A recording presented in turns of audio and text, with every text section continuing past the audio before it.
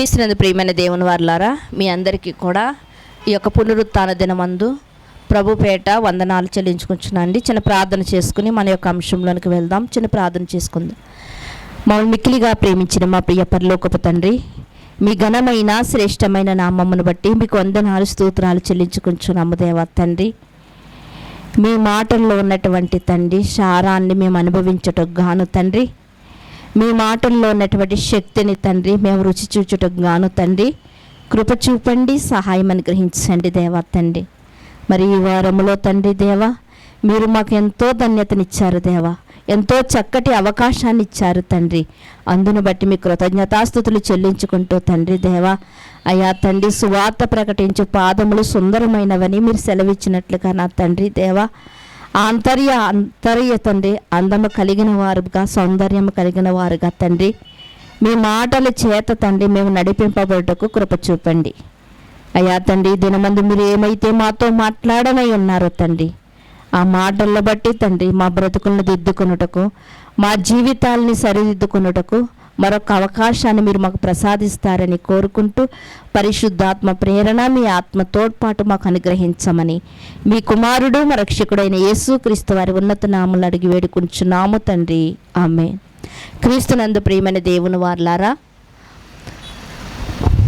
మీ అందరికీ కూడా ప్రభు అయిన యేసుక్రీస్తు వారి పేరిట నా వందనాలు చెల్లించుకుంటున్నానండి. ఈ సమాజంలో మనం చూడగలిగితే చిన్న పిల్లలు మొదలుకొని కూడా ప్రతి ఒక్కరూ కూడా స్కూల్లో ఎల్కేజీ చదువుతున్నటువంటి బిడ్డ మొదలుకొని కూడా ఇదిగో తను చదువుతున్నటువంటి క్లాస్లో తానే మొదటి స్థానంలో ఉండాలని కోరుకుంటూ ఉంటాడు. అందుకునే వాడికి ఎంత మార్కులు వచ్చినప్పటికి కూడా మీ స్కూల్లో ఎవరు వెరీ గుడ్ అంటే నేనే అని చెప్తూ ఉంటాడు, ఎవరు బ్యాడ్ బాయ్ అంటే పలానా వాళ్ళని చెప్తూ ఉంటాడు. అలా స్కూల్ మొదలుకొని కాలేజీ వరకు కూడా స్కూల్లోని కాలేజీలో కూడా ప్రథమ స్థానంలో నేనే ఉండాలని, జిల్లా స్థాయిలో ర్యాంక్ తెచ్చుకోవాలని, రాష్ట్ర స్థాయిలో ర్యాంక్ సంపాదించుకోవాలని ఎంతో కష్టపడుతూ ఉంటారు. ఎందుకు అంటే ఇదిగో ర్యాంక్ వస్తే ఏంటి అంటే, మంచి మార్కులు వస్తే ఏంటి అంటే ఇదిగో అందరికన్నా నేను ఒక గొప్పవాడిగా కనిపించాలని. ఇలా ఎల్కేజీ నుంచి ఒక రాజకీయ నాయకుల దగ్గరికి వెళ్ళగలిగితే వాళ్ళు కూడా ఇదిగో పదవిలో ఈ ప్రజలకు అవసరమైన ప్రతి కార్యక్రమాన్ని చేసి నేను ఒక గొప్పవాడిగా నిలిచిపోవాలని వారు కూడా అనుకుంటూ ఉంటారు. ఒక ఉద్యోగం చేస్తున్నటువంటి వ్యక్తిని మనం చూడగలిగితే అతడు కూడా తన యొక్క బాస్ దగ్గర బాస్ చెప్పినటువంటి ప్రతి పని కూడా చేసి తాను కూడా ఒక మంచి వ్యక్తిగా గుర్తింపు పొందాలని అతను కూడా అనుకుంటూ ఉంటాడు. ప్రియమైన దేవుని వారలారా, ఇలా మరి ధనవంతులు మొదలుకొని ఈరోజు ప్రపంచంలో కూడా ధనవంతుల్లో మొదటి ధనవంతుడు అంటూ ఉంటారు. అంటే మొదటి స్థాయిలో ఉన్నవాడు, అందరికంటే గొప్పవాడు పలానా వ్యక్తి అని చెప్తూ ఉంటారు. అలాగే సినిమా హీరోయిన్ల విషయంలో, హీరోల విషయంలో కూడా మనం చూడగలిగితే ఇదిగో వీళ్ళు గొప్పవారు, వీళ్ళు ప్రథమ స్థానంలో ఉన్నారు సినీ రంగంలో, ఇలా చెప్పుకుంటూ ఉంటారు. అంటే ప్రతి వ్యక్తిని కూడా మనం చూడగలిగితే ప్రియమైన దేవుని వారలారా, ఆటగాడైనప్పటికీ పాటగాడైనప్పటికీ జీవితాన్ని జీవిస్తున్న ప్రతి ఒక్కరూ కూడా ఒక గొప్ప స్థితిలో ఉండాలి, నేను ఒక గొప్పవాడిగా పిలువబడాలని అనుకుంటూ ఉంటారు. ప్రియమైన దేవుని వారలారా, దీనిని గురించే మరి కొంతమందికి బైబిల్ గ్రంథంలో కూడా ఒక ప్రశ్న వచ్చింది. వాళ్ళు కూడా అనుకుంటున్నారు మేము గొప్పవారిగా ఉండాలి, మేము గొప్పవారుగా ఉండాలి, మేము గనులుగా ఉండాలి అని వారు కూడా మరి మాట్లాడుకుంటున్నటువంటి సందర్భాన్ని మనం చూడగలిగితే బైబిల్ గ్రంథంలోనికి వెళ్ళి ప్రియమైన దేవుని వారలారా చూడండి. మత్తయి సువార్త 18వ అధ్యాయము, మత్తయి సువార్త 18వ అధ్యాయము మొదటి వచనం నుంచి మీరు చూడగలిగితే 4 వచనాలను చూడగలిగితే ఏమని వ్రాయబడిందో అక్కడ మనకు చాలా చక్కటి మాటలు మనకు కనిపిస్తూ ఉంటాయి. మీ చేతిలో ఉన్నటువంటి బైబిల్ గ్రంథాన్ని తెరిచి మత్తయి సువార్త 18వ అధ్యాయము మొదటి నుంచి 4 వచనాలు మనం చూడగలిగితే, ఆ కాలమున శిష్యులు యేసునొద్దకు వచ్చి పరలోక రాజ్యములో ఎవడు గొప్పవాడు? మనం ఇప్పటి వరకు మాట్లాడుకున్నటువంటి మాటలు, ఇప్పటి వరకు కోరుకున్నటువంటి గొప్పతనము ఎక్కడ అంటే భూమి మీద మాత్రమే. భూమి మీద ధనవంతుల్లో గొప్పవాడు కావాలనుకుంటున్నాడు వ్యక్తి, భూమి మీదే స్కూల్లో గొప్పవాడు కావాలనుకుంటున్నాడు ఒక స్టూడెంటు, ఒక కాలేజీలో మంచి ర్యాంక్ సంపాదించి స్టేట్ ఫస్ట్ రావాలన్నటువంటి విద్యార్థి, ఇలా మనం చూస్తున్నాం. ఒక శాస్త్రవేత్త అందరికన్నా మంచి పరిశోధన చేసి గొప్పవాడు కావాలి. ఇవన్నీ కూడా ఎక్కడివి అంటే భూమి మీద ఉన్నటువంటివి మాత్రమే. కానీ వీళ్ళ ప్రశ్న ఏమిటి అంటే, వీళ్ళ ప్రశ్న శిష్యులంటే యేసు యొద్దకు వచ్చి పరలోక రాజ్యములో ఎవడు గొప్పవాడని అడగగా, నిజంగా ఈరోజు ధనవంతులైనటువంటి వారిని మనం చూడగలిగితే వారు వెళ్ళేటప్పుడు ఒక్క రూపాయి కూడా తీసుకువెళ్ళరండి. ఒక రాజకీయ నాయకుని మనం చూడగలిగితే 5 సంవత్సరాలు మాత్రమే ఆ కుర్చీలో కూర్చోగలడు. ప్రియమైన దేవుని వారలారా, అంటే తర్వాత నాకు ఇది స్థిరమైనది కాదా అంటే స్థిరమైనది కాదు. ఇంత సంపాదించాను నేను పట్టుకెళ్తానంటే పట్టుకెళ్ళను. ఇవన్నీ వాళ్ళకి తెలిసింది. కానీ పరలోకం అనేది ఒకటి ఉందని, స్వర్గం అనేది ఒకటి ఉందని, మనందరి మరి క్రియల చొప్పున మనము ఇదిగో పరలోకానిక, లేకపోతే స్వర్గానిక, లేకపోతే మోక్షానిక, లేకపోతే నరకానికి వెళతామన్నటువంటి ఆలోచన ఈరోజు అనేక మంది ప్రజలకు లేదు. కనుకనే ఇదిగో శిష్యులకు వచ్చినటువంటి ప్రశ్న ఈరోజు రావట్లేదు. ముఖ్యంగా విచారకరమైనటువంటి సంగతి ఏమిటి అంటే, క్రైస్తవ సంఘాలలో కూడా ఈ పరలోకాన్ని గురించి, నరకాన్ని గురించి చెప్పకపోవడమే. ఈరోజు విశ్వాసులకి భయం అనేది లేదు. వెళ్ళడం రావడం ఇంతవరకు మాత్రమే. కానీ ఇదిగో పరలోకం అనేది ఒకటి ఉంది, నరకం అనేది ఒకటి ఉందని ఎప్పుడైతే బోధకుడు కానీ సేవకుడు కానీ చెప్తాడో విశ్వాసుల్లో కూడా ఇదిగో ఇలాంటి ప్రశ్నలు వస్తాయండి. అందుకునే శిష్యులకు వచ్చినటువంటి ప్రశ్న ఈరోజు సమాజంలో ఉన్నటువంటి వారికి రావట్లేదు.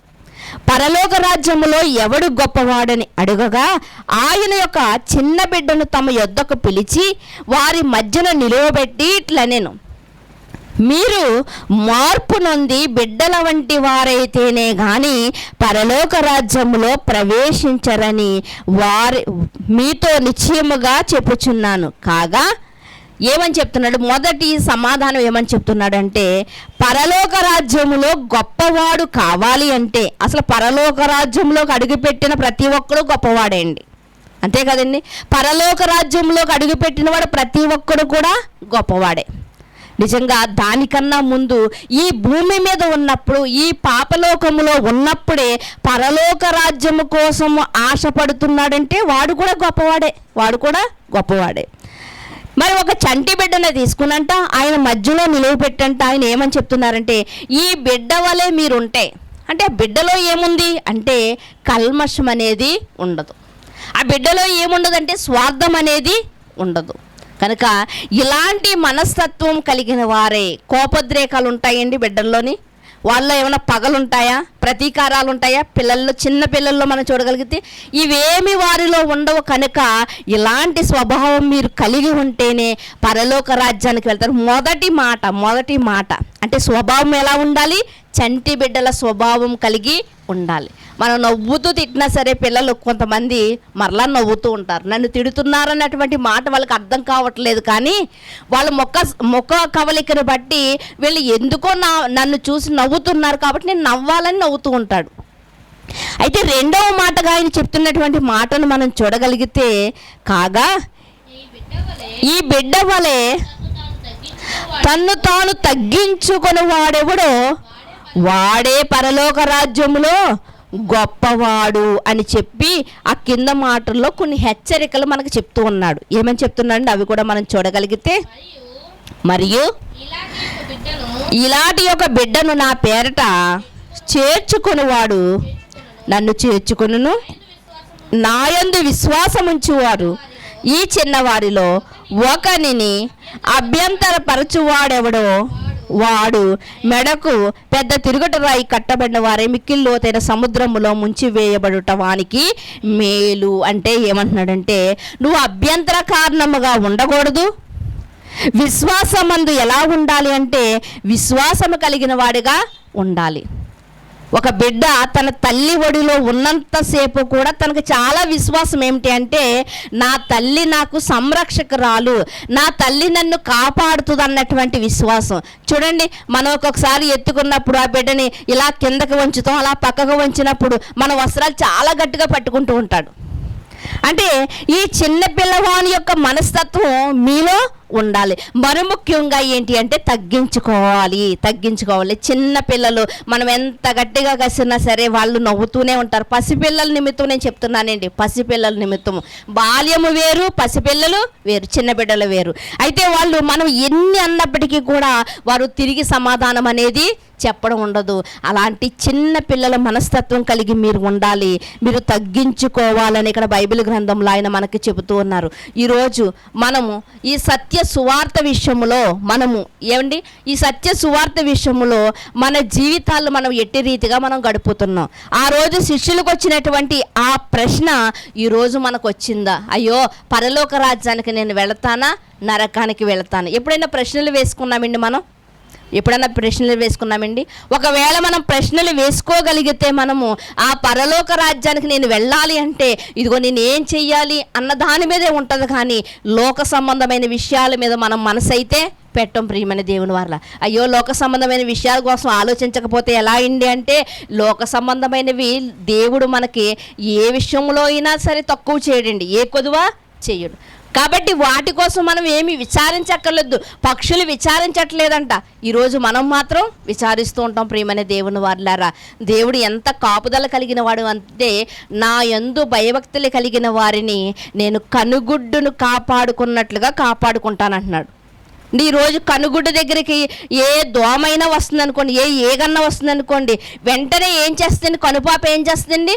వెంటనే కనుగుడ్డుని కాపాడుతుంది. అలా కనుపాప వలె మిమ్మల్ని నేను ఇంత అభయం ఇచ్చిన తర్వాత కూడానండి ఇంకా లోకం వైపుకే చూస్తూ ఉంటాం. ప్రియమైన దేవుని వారులారా, కానీ అసలు పరలోకానికి వెళ్ళడానికి ఏంటి మార్గం ఏంటి? పరలోకానికి వెళ్ళాలంటే నేను ఏం చెయ్యాలి? వీటి మీద మాత్రం మనం మనసును పెట్టట్లేదు. కానీ శిష్యులకు వచ్చినటువంటి ప్రశ్న ఎప్పుడు కూడా మనకి రాదు. ఈ లోకంలో బ్రతుకుతూ కూడా పరలోకములో నేను గొప్పవాడిగా ఉండాలని ఆశపడుతున్నాడంటే నిజంగా ఎంత ధన్యత అండి. అలాగే జబదయి కుమారుల యొక్క తల్లి వచ్చంట ఏమని మాట్లాడుతుంది అంటే, నిజంగా చాలామంది తల్లిదండ్రులకి ఏంటంటే ఈ లోకంలో మంచి చదువులు చదవాలి, మంచి ఉద్యోగాలు రావాలి, పిల్లలకి మంచి పెళ్ళిళ్ళు చెయ్యాలని ఆశపడుతూ ఉంటారు. కానీ ఆ తల్లి ఈ లోక సంబంధమైనది కాకుండా పరలోక రాజ్యములో ఇదిగో నీ కుడి పక్కన ఒకడిని, నీ ఎడమ పక్కన ఒకడిని, నా కుమారులిద్దరిని నువ్వు కూర్చుండబెట్టుకో నాయనా అని అడుగుతుంది. ఎంత గొప్ప ఘనత అండి నిజంగా. ఎక్కడ వరకు ఆలోచించిందో చూసారా? ఏమంటే భూమి మీద ఒక మంచి చదువు చదివించి మంచి ఉద్యోగం వేయించినా ఎన్ని సంవత్సరాలు చచ్చే వరకు ఉద్యోగం చేస్తాడా? చెయ్యడు కదా.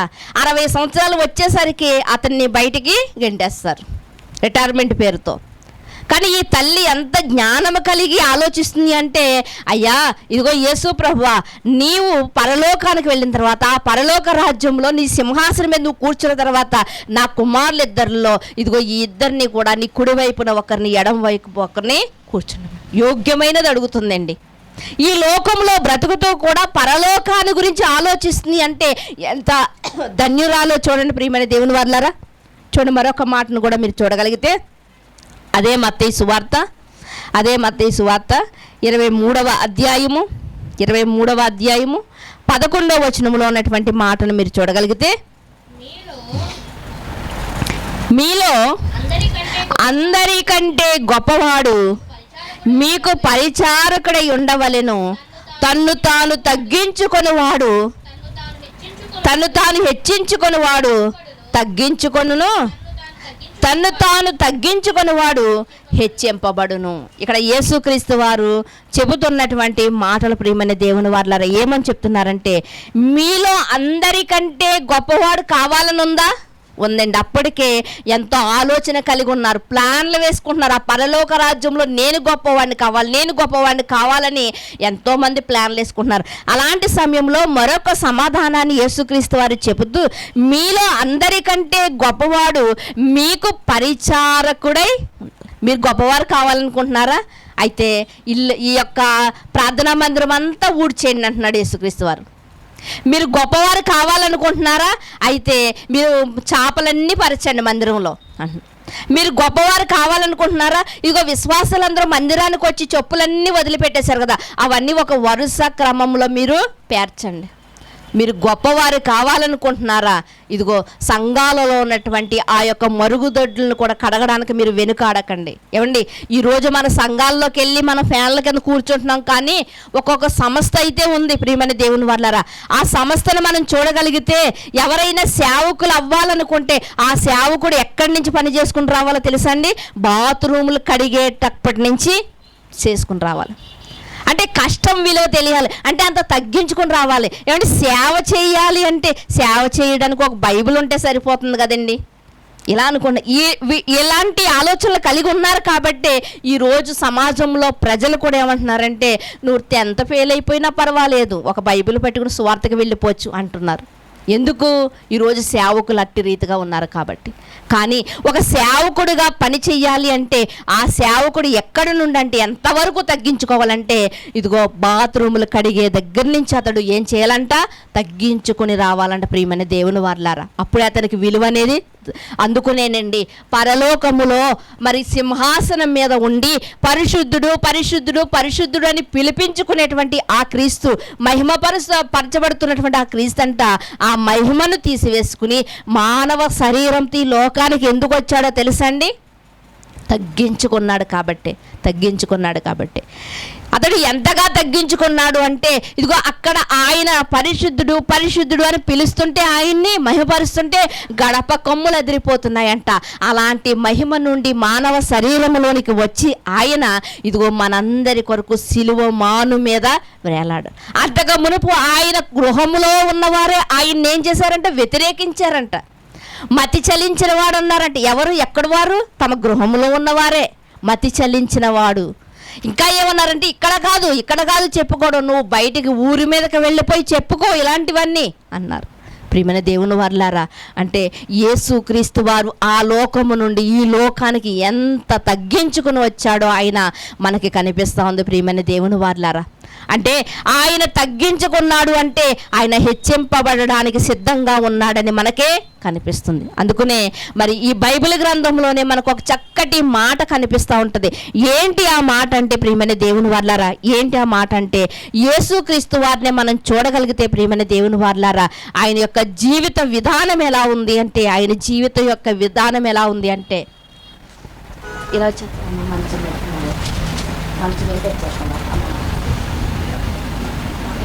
ఇలా వచ్చేమనంట అమ్మగారు.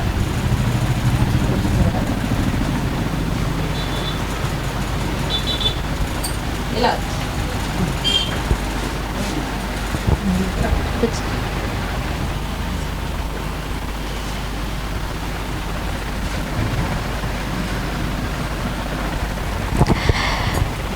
యేసుక్రీస్తు వారి యొక్క జీవితాన్ని మనం చూడగలిగితే ప్రియమైన దేవుని వారలారా, అలా దేవుడి యొక్క సముఖములో సింహాసనం మీద ఉన్నటువంటి ఆయన ఈ లోకములోనికి రావడానికి, ఈ లోకంలో శ్రమలు పొందడానికి, ఈ లోకంలో శిలువ భారాన్ని మోయడానికి ఆయన తెలిసే తన్ను తాను తగ్గించుకునంట బలియార్పణగా అర్పింపబడడానికి ఈ లోకానికి వచ్చాడంట.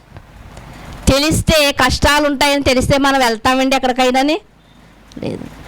అయ్యో వెళ్ళిన చోట మనకి ఇది సుఖం ఉండదు, వెళ్ళిన చోట మనకు సమాధానం ఉండదంటే మనం వెళ్తామండి? వెళ్ళం ప్రియమైన దేవుని వారలారా. కానీ అన్నీ తెలిసినప్పటికీ కూడా యేసుక్రీస్తు వారు ఈ లోకానికి పరిచారకుడుగా వచ్చాడు ప్రియమైన దేవుని వారలారా. ఈ లోకానికి ఎలా వచ్చాడండి? పరిచారకుడుగా వచ్చాడు. అందుకనే బాప్తిస్మం ఇచ్చి యోహాను గారు కూడా ఒక చక్కటి మాటను ఆయన రాస్తూ ఏమని చెప్తున్నారో మనం చూడగలిగితే చూడండి. మత్తయి సువార్త 3వ అధ్యాయము మత్తయి సువార్త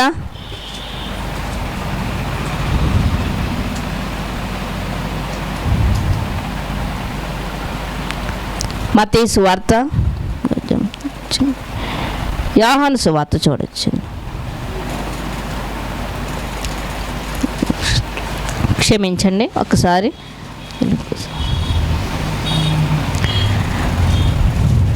లూకా సువార్త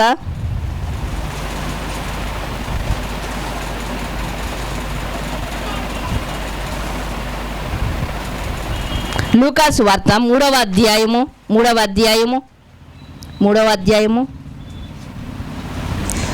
16వ వచనాన్ని మీరు చూడగలిగితే యోహాను, నేను నీళ్ళలో మీకు బాప్తిస్మం ఇచ్చుచున్నాను, అయితే నాకంటే శక్తిమంతుడు ఒకడు వచ్చుచున్నాడు, ఆయన చెప్పులు వారును విప్పుటకు అయినను నేను పాత్రుడను కాను, నేను చెప్పులు విప్పడానికి కూడా నేను పాత్రుడను కాను అని బాప్తిస్మం ఇచ్చి యోహాను గారు తనకి తాను ఎంత తగ్గించుకున్నాడో మనకి కనిపిస్తూ ఉంటుంది ప్రియమైన దేవుని వారలారా.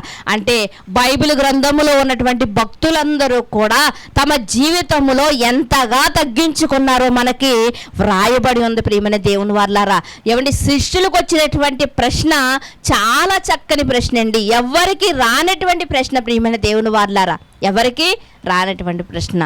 ఒకసారి ఒక చంటి బిడ్డ ఇలా వాక్యం వింటుంటే, ఇలా పరలోక సంబంధమైనటువంటి సంగతులు వింటుంటే ఒక చంటి బిడ్డ ఒక ప్రశ్న వేసిందండి. ఏంటా ప్రశ్న అంటే, పరలోకానికి వెళ్ళిన తర్వాత కూడా ఇక్కడ ఉన్నట్లుగానే మనం కుటుంబంగా ఉంటామా అక్కడ?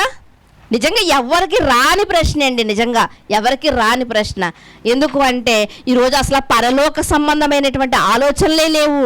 నేను పరలోకానికి వెళ్ళే మార్గంలోనే ప్రయాణిస్తున్నానా, లేకపోతే త్రోవ తప్పిపోయానా, మార్గం తప్పిపోయి నేను నరకానికి వెళ్ళిపోయే మార్గంలోకి నేను వెళ్తున్నానా అన్నటువంటి ఆలోచనలు ఈరోజు లేవు. ఎగ్జామ్స్ ఉన్నాయన్నటువంటి ఆలోచనలు విద్యార్థుల్లో ఉంటేనే అండి చదువుతారు వాళ్ళు, అంతే కదండి. ఏదో ఎగ్జామ్స్ ఉన్నాయి, పరీక్షలు ఉన్నాయన్నటువంటి ఆలోచన వారిలో ఉంటేనే వారు బాగా చదువుతారండి, బాగా చదువుతారు. అలాగే మన ముందు రెండు దారులు మనకు ఉన్నాయి, ఒకటి జీవానికి నడిపించేది, ఒకటి మరణానికి నడిపించేది. ఏ మార్గంలో నేను ప్రయాణిస్తున్నాను, ఏ మార్గం, ఏ గమ్యానికి నేను చేరుకుంటాను అన్నటువంటి ఆలోచన కలిగి మనం ఉంటే ఆ మార్గంలో మనం పట్టుదలతో ప్రయాణించడానికి సులభంగా ఉంటుంది ప్రియమైన దేవుని వారలారా. యేసుక్రీస్తు వారు ఆ శిష్యులు అడిగిన ప్రశ్నకు యేసుక్రీస్తు వారు చెప్తున్న సమాధానం ఏంటంటే, ఒక చంటి బిడ్డను ఎత్తుకున్నట్టు ఆయన అంటున్నారంట, ఈ చంటి బిడ్డ స్వభావం కలిగిన వారుగా మీరుంటే అంటే కోపోద్రేకాలు కానీ, పగలు కానీ, ప్రతీకారాలు కానీ మీలో పెట్టుకోకుండా ఈ బిడ్డ వల్లే మీరుంటే మీరు పరలోకానికి వెళ్తారు. మరొక మాట ఏమని చెప్తున్నారంటే, మీరు తగ్గించుకుంటేనే మీరు అని చెప్తున్నారు ప్రియమైన దేవుని వారలారా. బాప్తిస్మం ఇచ్చి యోహాను గారు కూడా అంటున్నారు, నువ్వు యేసుక్రీస్తు వారికే బాప్తిస్మం ఇచ్చాకట, నువ్వు ఎంత గొప్పవాడువో అని ఉండరండి ఆ రోజు, అంతే కదా. ఈరోజు యేసుక్రీస్తు వారికే బాప్తిస్మం ఇచ్చావంటే నువ్వు చాలా గొప్పవాడవని ఆయన శిష్యులు ఆయన పొగుడుతూ ఉండొచ్చు. కానీ ఈరోజు ఇదిగో బాల్య దినాల నుంచి పిల్లలు మనం చూస్తుంటే ఏ విషయంలో తగ్గేది లేదంటున్నారు ప్రియమైన దేవుని వారలారా. కానీ మనం ఎప్పుడైతే తగ్గించుకుంటామో ప్రియమైన దేవుని వారలారా, అప్పుడే దేవుని సన్నిధిలో మనం హెచ్చింపబడతాం ప్రియమైన దేవుని వారలారా. అయినా మనం హెచ్చించుకుంటే ఎంతకాలం అండి, ఈ భూమి మీద ఉన్నంత కాలం మనం హెచ్చించుకుంటామేమో. కానీ దేవుడు గారి మనల్ని హెచ్చించాలి అనుకుంటే మనం పరలోకం వెళ్ళిన తర్వాత కూడా పరలోకములో గొప్పవారుగా మనల్ని ఆయన హెచ్చించగలడు ప్రియమైన దేవుని వారలారా. కనుక యోహాను గారు చెప్తున్నటువంటి మాట ఏమిటి అంటే, ఆయన చేట ఆయన చేతిలో ఉంది, ఆయన చెరిగాడు అంటే పొల్లుకాయ అంతా బయటకు పోయినట్లుగా అయిపోతుంది. కనుక చేట ఆయన చేతిలో ఉంది, కనుక మనం జాగ్రత్త కలిగి ఉండాలి. కనుక నేను గొప్పవాడిని కాదు, ఆయనకి బాప్తిస్మం ఇచ్చాను కనుక నేను ఏదో గొప్పవాడిని మీరు అనుకుంటున్నారేమో, నేనైతే గొప్పవాడినేమీ కాదు. ఆయన చెప్పులు విప్పడానికన్నా నేను యోగ్యుడను కాను. లేదయ్యా, ఆయన కన్నా 6 నెలలు ముందు పుట్టావు కదా నువ్వు, బాప్తిస్మం ఇచ్చి యోహాను గారు, మీరు యేసుక్రీస్తు వారి కన్నా 6 నెలలు ముందు పుట్టారు కదా, మీరు వయసులోనూ పెద్దవాడవే, నువ్వు బాప్తిస్మం ఇచ్చిన విషయంలో కూడా నువ్వు గొప్పవాడవే అని ఒకవేళ ప్రజలన్నా ఆయన చెప్పే మాట ఏమిటి అంటే, లేదు ఆయన హెచ్చవలసి ఉన్నది. నేను ఎలాంటి వాడినంటే నేను ఒక శబ్దాన్ని మాత్రమే ఆయనే మహిమపరచబడవలసి ఉన్నది, ఆయనకే ఘనత కలగవలసి ఉన్నది. నేను ఒక శబ్దాన్ని మాత్రమే, నేను తగ్గవలసి ఉన్నది, ఆయన హెచ్చవలసి ఉన్నది. నేను ఒక శబ్దం లాంటి వాడిని, ఇదిగో మార్గం సరళం చేయడానికి వచ్చాను.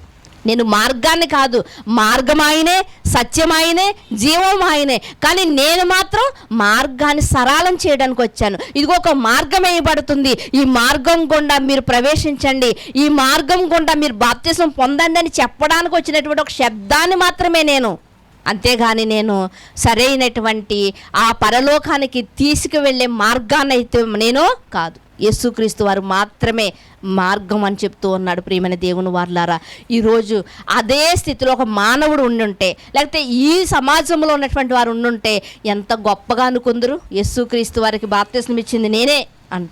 మన బంధువులు ఎవరో ఒక ఆయన రాజకీయాల్లో ఉన్నాడు అనుకోండి, మనం ఎంత గొప్పగానే అండి పలానా ఆయన మా వాళ్ళేనండి హెచ్చించుకుంటూ ఉంటామండి.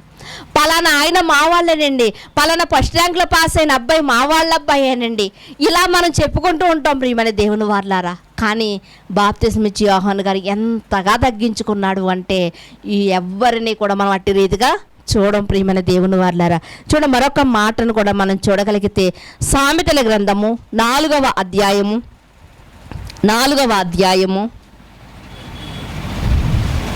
సామెతల గ్రంథము 4వ అధ్యాయము 6వ వచనాన్ని చూడగలిగితే, సామెతల గ్రంథము 4వ అధ్యాయము 6వ వచనాన్ని చూడగలిగితే, జ్ఞానమును విడువక యుండిన ఎడల అది నిన్ను కాపాడును, దాన్ని ప్రేమించిన ఎడల అది నిన్ను రక్షించును.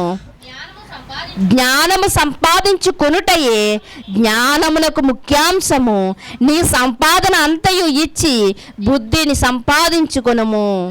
దాన్ని గొప్ప చేసిన ఎడల అది నిన్ను హెచ్చించును, దాన్ని కౌగిలించిన ఎడల అది నీకు ఘనతను తెచ్చును. ఇక్కడ మనం చూడగలిగితే ప్రియమైన దేవుని వారలారా, ఈ మాటలు ఎవరిని గురించి రాయబడ్డాయంటే యేసుక్రీస్తు వారిని గురించి రాయబడ్డాయి.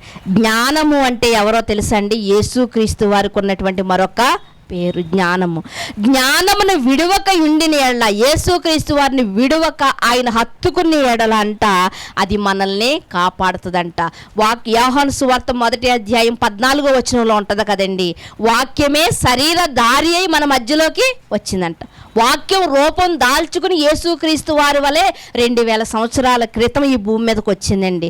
వాక్యమే దేవుడై ఉన్నాడు, దేవుడే వాక్యము.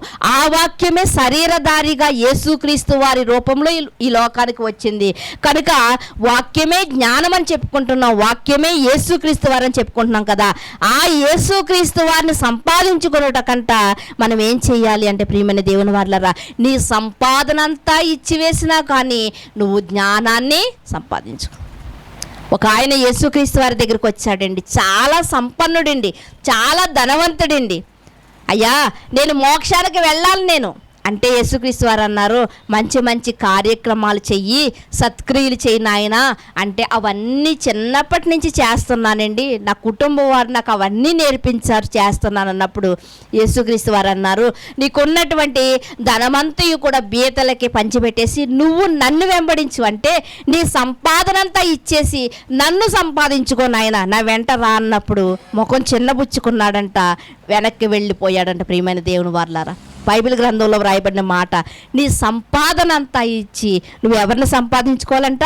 జ్ఞానాన్ని సంపాదించుకోవాలంట. ఆ జ్ఞానమే యేసుక్రీస్తు వారు. లేదండి యేసుక్రీస్తు వారు ఉన్నా లేకపోయినా నాకు సంబంధం లేదండి, నాకు సంపాదనే కావాలండి అని ఈరోజు అనేక మంది ఉద్యోగస్తులు కానివ్వండి, రాజకీయ నాయకులు కానివ్వండి, ఎంతోమంది క్రీస్తును దూరం చేసుకుంటున్నారు, సంపాదన సందడిలో మునిగిపోతున్నారు ప్రియమైన దేవుని వారలారా. కానీ వాక్యాన్ని మనం ధ్యానించిన యెడల మనం ఏమని చెప్తుందంటే, నీవు వాక్యాన్ని జ్ఞానాన్ని నువ్వు హత్తుకో, దానిని నువ్వు వెంబడించు, దాన్ని నువ్వు ప్రేమించిన యెడల అది నిన్ను రక్షిస్తుంది, నిన్ను కాపాడుతుంది. జ్ఞానం ఎప్పుడూ కాపాడుతుంది. ఏమంటే బైబిల్లో ఉన్నటువంటి మాటలు మనిషిని ఎలా కాపాడగలుగుతాయంటే, ఈరోజు ప్రియమైన దేవుని వారలారా ఒక చిన్న స్టోరీ చెప్తానండి. ఒకరోజు ఒక ఆయన ఏం చేశాడు అంటే, ఒకరోజు ఇంటి దగ్గర ఏదో గొడవ జరుగుతుందని తన ఇంటి వారు ఫోన్ చేస్తే చాలా ఉద్రేకంతో గృహానికి వచ్చాడు. గృహానికి వచ్చేసరికి ఆ అవతలి వారు వీళ్ళని చాలా బూతులు తిడుతూ ఉంటే ఇతడు తట్టుకోలేక ఏం చేశాడంటే ఆ పక్కనే ఉన్నటువంటి ఒక ఇనుప రాడ్డును చాలా స్పీడ్గా తీసుకుని పరుగున వచ్చాడండి. వచ్చేసరికి ఏం గుర్తుకొచ్చిందో తెలియదు కానీ ఎంత స్పీడ్గా అయితే వచ్చాడో అంత స్పీడ్గా ఆ రాడ్ని అక్కడ పడేసి బండి వేసుకుని బయటికి వెళ్ళిపోయాడు. ఏమంటే వచ్చింది ఎంత ఫోర్స్గా వచ్చాడంటే చాలా కోపంతో వచ్చాడు. అన్యాయంగా మమ్మల్ని తిడుతున్నారన్నటువంటి కోపంతో ఆయన వచ్చాడు. పక్కన ఉన్నటువంటి రాడ్డుని తీశాడు. ఎందుకు తీశాడు అంటే అవతల వారిని కొట్టడానికే తీశాడు. ఈ లోపు అతనికి ఏం జరిగిందో తెలియదు కానీ అక్కడ పడేసి వెళ్ళిపోయాడు. కారణం ఏంటో చెప్పమంటారా? అతను మనసులోకి వచ్చిన ఆలోచన ఏంటో చెప్పమంటారా? అంతకు ముందు దినమందు, పునరుత్థానపు దినమందు అదే చేతులతో సంస్కారాన్ని తీసుకున్నాడంట. ఒక క్రైస్తవుడండి, అదే చేతులతో సంస్కారం తీసుకున్నా అంటే ప్రభు యొక్క శరీర రక్తాలను తీసుకున్నాడండి. ప్రభు యొక్క శరీర రక్తాలనే తీసుకున్నాడు. వెంటనే గుర్తుకొచ్చింది, అయ్యో ఇదే చేతులతో కదా యేసు ప్రభు యొక్క రక్తాన్ని, యేసు ప్రభు యొక్క శరీరాన్ని నేను తీసుకున్నాను కదా, ఇదే చేతులతో మరలా రక్తాపరాధం నేను ఎలా చేస్తాను అన్నటువంటి ఆలోచన రాగానే అతనికి అక్కడే పడేసి ఏం చేశాడు అంటే బయటకి వెళ్ళిపోయాడు. నిజంగా ఏదైనా గొడవ వచ్చినప్పుడు అండి, మనం అక్కడ 2 నిమిషాలు నిలబడితే మనకి ఏం కలుగుతుందంటే మరలా మనం కూడా తిరిగి గొడవలోనికి వెళ్ళాలనిపిస్తుంది. కానీ చాలామంది తెలివిగా ఏం చేస్తారంటే కొద్ది సమయం అక్కడి నుంచి బయటికి వెళ్ళిపోతూ ఉంటారు. ఈరోజు వాక్యం ఆ క్షణంలో అతనికి అది గుర్తుకు రాకపోతే అతడు ఏం చేసేవాడండి? ఒక మనిషిని అన్యాయంగా కొట్టేవాడు. ఆ యొక్క అపరాధం అతని మీద పడేది. ప్రియమైన దేవుని వాళ్ళారా, కోపపడుడి కానీ పాపము చేయకుడి. ఒక మనిషిని కొట్టడం ఏంటంటే పాపమే కదా. కోపపడ్డాడు, కోపంతో వచ్చాడు, కానీ పాపం చేయకుండా ఏది అడ్డుకుంది అంటే వాక్యం అడ్డుకుంది. ప్రియమైన దేవుని వాళ్ళారా, ఈరోజు ఎంతోమంది బైబిల్కి కట్టుబడి ఉన్నవారు వాక్యాన్ని బట్టి ఇదిగో ఎంతో గొడవలకు జరుగుతున్నప్పుడు, సమస్యలు వచ్చినప్పుడు, ఇరుకులు వచ్చినప్పుడు ఈ వాక్యాన్ని బట్టే ధైర్యాన్ని తెచ్చుకుంటున్నారు. అందుకునే నీ సంపాదన అంతా ఇచ్చేసిన నువ్వు జ్ఞానాన్ని మాత్రం సంపాదించుకొని బైబిల్ చెప్తుంది. ప్రియమైన దేవుని వాళ్ళారా, బైబిల్ గ్రంథంలో ఉన్నటువంటి మాటలు ఆషామాషి మాటలు కాదండి. లేఖనములు యందు నిత్య జీవము కలదు కనుక వాటిని పరిశీలించి చదువుకోండి. పరిశీలించకపోతే మనకు ప్రయోజనం ఉండదండి. ఏదో అలంకారంగా ఈ బైబిల్ని పట్టుకుని వెళ్తే మనకు ప్రయోజనం ఉండదు. ప్రియమైన దేవుని వాళ్ళారా, పరలోకం చేర్చేది ఈ ప్రయోజనకరమైనటువంటి పుస్తకము. ప్రియమైన దేవుని వాళ్ళారా, కనుక ఈ మాటలంటే ఎలాంటివంట? మన తలకంట సొగసైన కిరీటం లాంటివంట. ప్రియమైన దేవుని వాళ్ళారా, ఈరోజు మనల్ని పరిపాలిస్తున్నటువంటి నాయకులు మనం చూడగలిగితే ఎంత జ్ఞానం కలిగి పరిపాలిస్తున్నారు అంటే నిజంగా ఆ పరిపాలన విధానం అంతా ఈ బైబిల్ చట్టంలో కూడా వ్రాయబడి ఉంది. ప్రియమైన దేవుని వాళ్ళారా, కనుక ఈ యొక్క సామెతల గ్రంథంలో మనం చూడగలిగితే దాన్ని నువ్వు గొప్ప చేసిన యెడల అది నిన్ను హెచ్చించును. అంటే మనం కనిపించడం కాదండి, ఈ వాక్యాన్ని మనము ఏం చేయాలంట? దీన్ని మనం హెచ్చించాలంట. వాక్యాన్ని అంటే క్రీస్తుని మనం హెచ్చించాలంట. క్రీస్తుని హెచ్చించకుండా మనం అలంకారముగా మనం వెళ్ళిపోతూ నేను ఒక భక్తురాలని అని చెప్పుకుంటే మనలో ఉన్న భక్తి వ్యర్థం. ఏమండి, ఇందులో ఉన్నటువంటి మాటల సారం మనలో కనిపించాలండి. ఈరోజు అట్టి రీతిగా కనిపించే స్థితి ఎక్కడా కూడా మనకి కనిపించట్లేదు. ప్రియమైన దేవుని వాళ్ళారా, నీవు దానిని గొప్ప చేసిన యెడల అది నిన్ను హెచ్చించును, దాన్ని కౌగిలించిన యెడల అది నీకు ఘనత తెచ్చును. ఆస్తులను బట్టి ఘనత, ఏమండి, ఆస్తులు బట్టి ఘనత. కొంతమంది ఏమనుకుంటారంటే ఇదిగో మనుషులను బట్టి మాకు ఘనత అనుకుంటూ ఉంటారు. మనుషులను బట్టి మాకు ఘనత అంట. మనిషిని బట్టి ఘనత రాదండి. మనిషి ఎలాంటి వాడు అంటే పెడితే పెళ్లి కోరతాడంట, లేకపోతే చావు కోరతాడంట. కానీ బైబిల్లో ఉన్నటువంటి ఈ జ్ఞానం మనల్ని ఏం చేస్తుందంటే ఘనత కలిగిస్తుంది. ప్రియమైన దేవుని వాళ్ళారా, మనం నెమ్మది కలిగి ఎలా ఉండాలో, సమాధానము కలిగి ఎలా ఉండాలో, పిరికితనము కలిగినప్పుడు ధైర్యం కలిగి ఎలా ఉండాలో బైబిల్ గ్రంథం మనకు నేర్పిస్తుంది. ప్రియమైన దేవుని వాళ్ళారా, అందుకునే ఈ వాక్యము ద్వారా మనం ఏం చేయబడాలంటే మనకు మనం తగ్గించుకుంటూ ఉండాలి. చిన్న సమస్య వచ్చినప్పుడు సొమ్మసిల్లిపోతూ ఉంటాం, ఏంటి సమస్య అని. కానీ సమస్య కన్నా సర్వ సృష్టికర్త అయిన దేవుడు ఎలాంటి వాడు అంటే బలవంతుడు, గొప్పవాడు. ప్రియమైన దేవుని వాళ్ళారా, ఆయనకు అసాధ్యమైంది ఏదీ లేదు. కనుక ప్రతి విషయంలో కూడా మనకు మనం తగ్గించుకునేవారుగా మనము ఉండాలి. ప్రియమైన దేవుని వాళ్ళారా, ఈ జ్ఞానం మనుషులకు లేదు, కానీ బైబిల్ గ్రంథంలో ఎవరికి ఉందో ఒకసారి మనం చూడగలిగితే చూడండి. న్యాయాధిపతుల గ్రంథము 9వ అధ్యాయము, న్యాయాధిపతుల గ్రంథము 9వ అధ్యాయము 8వ వచనంలో ఉన్న మాటను మీరు చూడగలిగితే, న్యాయాధిపతుల గ్రంథము 9వ అధ్యాయము 8వ వచనంలో ఉన్న మాటలు మీరు చూడగలిగితే, చెట్లు తమ మీద రాజుగా ఒకరిని అభిషేకించుకొనవలెనని మనస్సు కలిగి బయలుదేరి. ఇక్కడ మనం చూడగలిగితే చెట్లు అంటే అండి, చెట్లన్నీ ఒక మనసు కలిగి ఉన్నాయంటే ఏంటి అంటే మన చెట్లన్నిటికీ ఒక రాజైన చెట్టుని మనం నిలబెట్టుకోవాలి. మన చెట్లన్నిటికీ ఒక రాజుని నిలబెట్టుకోవాలి మనం. మరి అడవిలో మనం చూడగలిగితే రాజు ఎవరండి? అడవి జంతువులన్నింటిలో రాజు ఎవరండి? సింహం అని చెప్పుకుంటాం కదా, అలాగే చెట్లు కూడా అనుకుంటున్నాయంట మనము కూడా ఒక రాజుని నిలబెట్టుకోవచ్చు, మనము కూడానే అనుకునంట అవి బయలుదేరాయంట. అయితే మమ్మను ఏలమనంట ఒలివ చెట్టును అడగగా, ఒలివ చెట్టు దగ్గరికి వెళ్ళాయండి. మొట్టమొదటి ఒలివ చెట్టు అంటే చాలా ప్రాధాన్యత కలిగినటువంటి చెట్టు. ఒలివ చెట్టు అంటే చాలా ప్రాధాన్యత.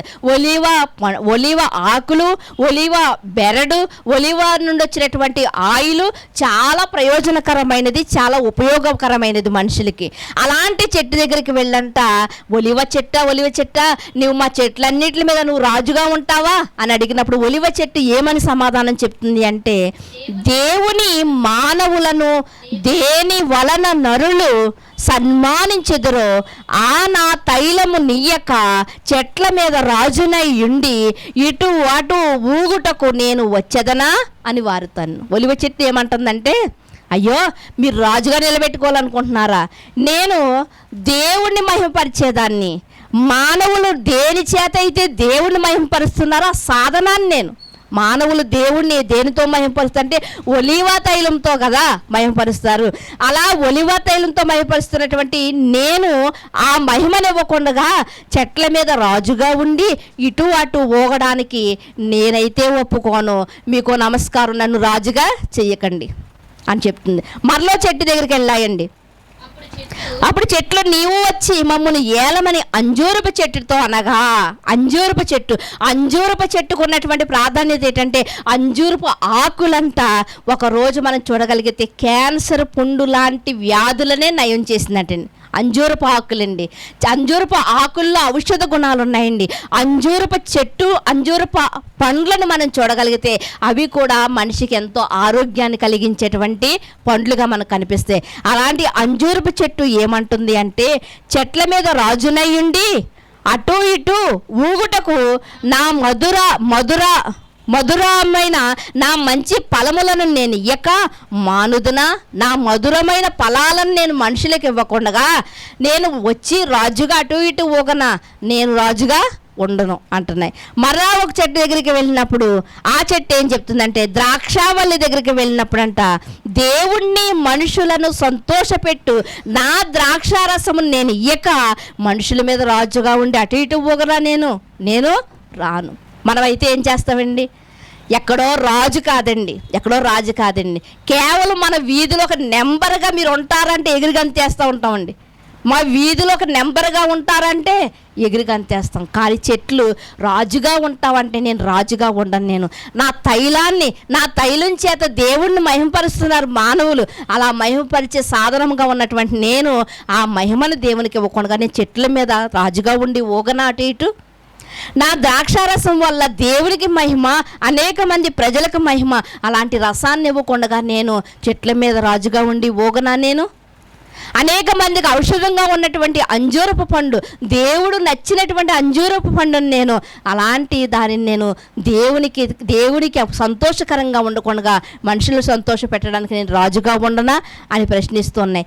కింద మాటల్లోనికి మనం వెళ్ళగలిగితే చూడండి ఒకసారి, కింద మాటల్లోకి ఏమని రాయబడింది అంటే 15వ వచనంలో మీరు చూడగలిగితే, ముండ్ల పొద మీరు నిజముగా నన్ను మీ మీద రాజుగా నియమించుకొన గోరిన ఎడల రండి, నా నీడను ఆశ్రయించండి, లేదా అగ్ని నాలో నుండి బయలుదేరి లెబానోను దేవదారు చెట్లను కాల్చివేయడని చెట్లతో చెప్పాను. ఇక్కడ మనం చూడగలిగితే ప్రియమైన దేవుని వారలారా, అన్ని చెట్లు యోగ్యత కలిగినటువంటి చెట్లై ఉన్నప్పటికీ కూడా ఆ చెట్లు అంటున్నాయి మేము రాజుగా ఉండం.